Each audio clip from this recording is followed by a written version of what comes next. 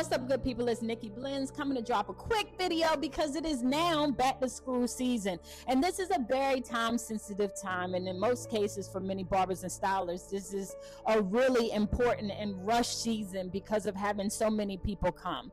And so I just wanted to come do a video of some tips that help with the process.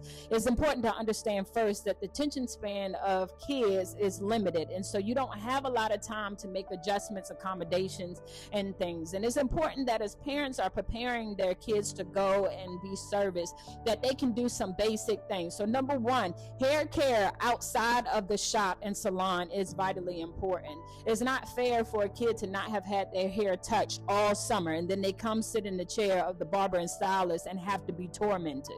So it's important that you create an at-home routine, whether it's a regular wash, deep condition, so that the hair is softened and it's not a struggle for the kid and create a traumatic experience for them. Number two, we have to make sure that we limit all distractions. Some stylists and barbers are requesting that parents stay in the car because, if I could be honest, most people are not servicing kids anymore, and it really doesn't even have something to do with the kids in most cases. It's the parents and not wanting to have to deal with the conflict or the distraction. So as your student or your child is being serviced, it's important to understand that you sit there and not be a distraction by talking to them, by giving them food and candy, or taking and being irritated to the point that you make suggestions like sit up when the barber is completely okay with that kid being in that position, because that's the way that they have more control.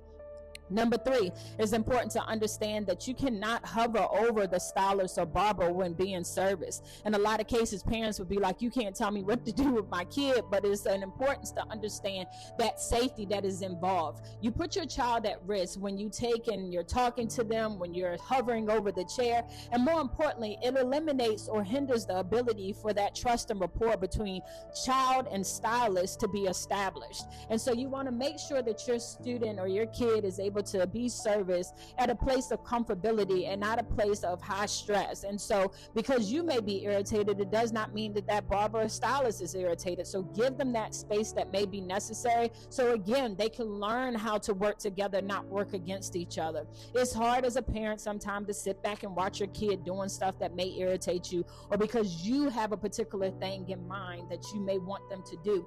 But again, parenting is not about control, it's about guidance. And that's the same thing for service providers, that it's not about you controlling the particular person that you're serving at that time, but you're guiding them. So that's a perfect time for the stylist or barber to be able to express or explain to the child the proper way to sit, the proper way to ask for a haircut, the proper way to take and handle those moments. But if you don't allow that space, then that